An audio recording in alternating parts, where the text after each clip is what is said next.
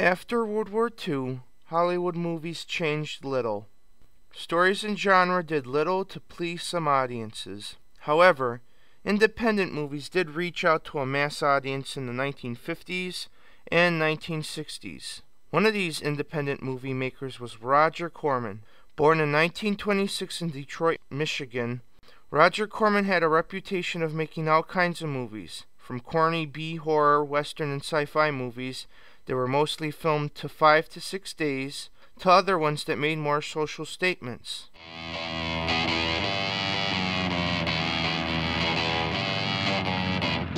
Roger Corman started his career in a makeshift office he shared with another producer. He was, at the time, I thought, a great producer. I think he went to Stanford and took a business course and got his money's worth. I rented the reception room of a producer who didn't really have any money and couldn't afford his rent. I paid $25 a month for his reception room with the understanding that whenever he had an important meeting, I would get out of the reception room so it would look like he had the full office. In 1954, Roger Corman got his first break when he produced Monster from the Ocean Floor. This story is about a sea monster that terrorizes a Mexican village along the Pacific coastline. The three main characters, Annie Kimball, Stuart Wade, and Dick Pinner, come face to face with the monster, which is a giant octopus with one eye.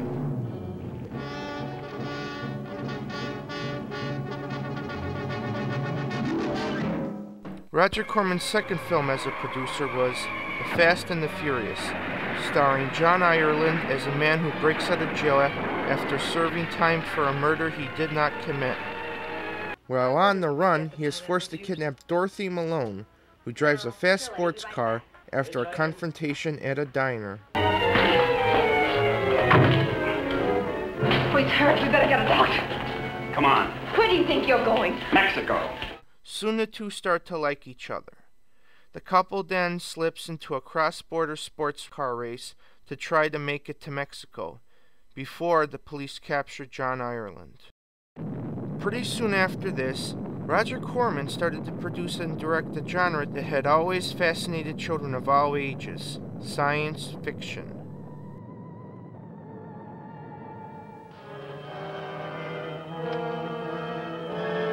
However, most of these low-budget independent sci-fi movies that Corman and other filmmakers had made were often corny, cheap, and sometimes even laughable. You think you're gonna make a slave of the world? I'll see you in hell first!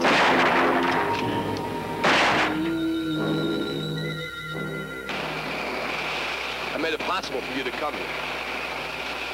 I made you welcome to this earth. You made it the Charno House.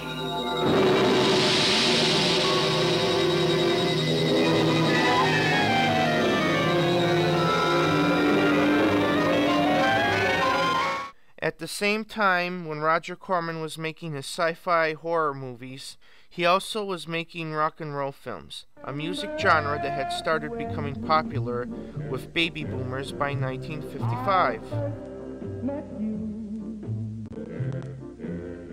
Give me one for my honey, half here to show. It's a teenage boss, and everybody go, go, ooh, shoo-ba-dee, ooh, shoo-ba-dee, shoo-ba-doo-be-damn, shoo-ba-doo-be-damn. If teenage boss means everybody there. Roger Corman even made two gangster films, one of which starred Charles Bronson, who later became famous in the Death Wish movie series. Charles Bronson as Machine Gun Kelly brings shockingly alive the time of as vicious a killer as you've ever known.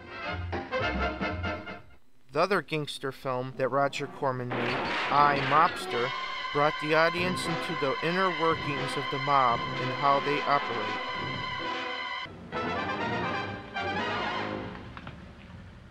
Maury.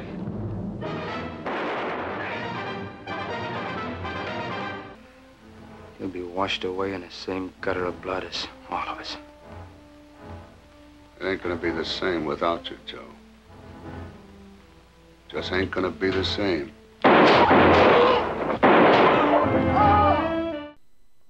As time went on, Roger Corman decided to make a few more B-horror movies.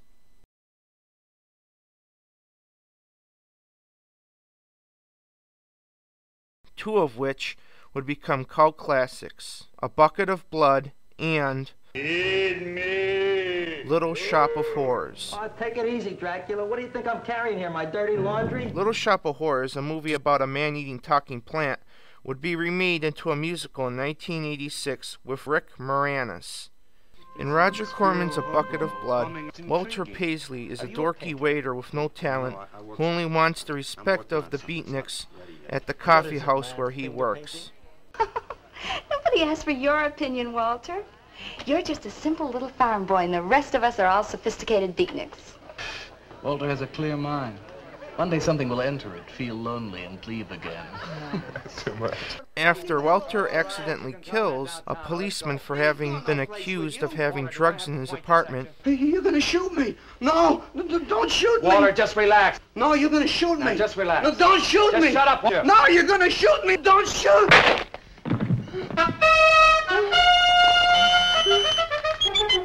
Walter covers up his crime in clay.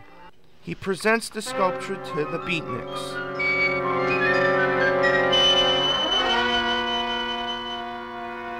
Don't you like it? Walter, it's a masterpiece. Walter starts to get accepted by the same beatnik snobs who always put him down. Walter, I'm deeply moved. To show my appreciation, I'm going to give a party tonight at the Yellow Door, in your honor, and I shall compose a poem. It is then at an art exhibit, where Walter's sculptures are on display, that things start to crumble for him.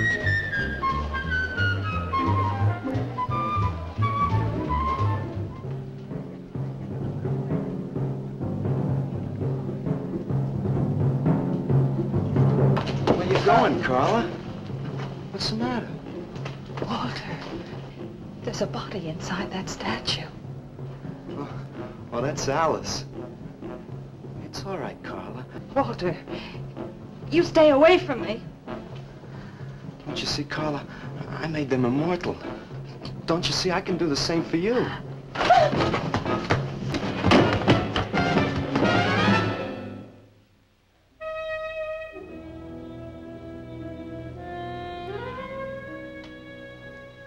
I suppose he would have called it Hanging Man. His greatest work. Corman then started to put into production The Fall of the House of Usher, the first in a series of Edgar Allan Poe movies in color featuring a big-name star, Vincent Price.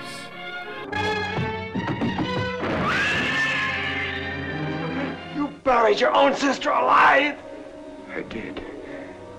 But she's dead now. There was a whole series that Roger Corman did where he would take stories from Edgar Allan Poe, which were in the public domain, which was cool.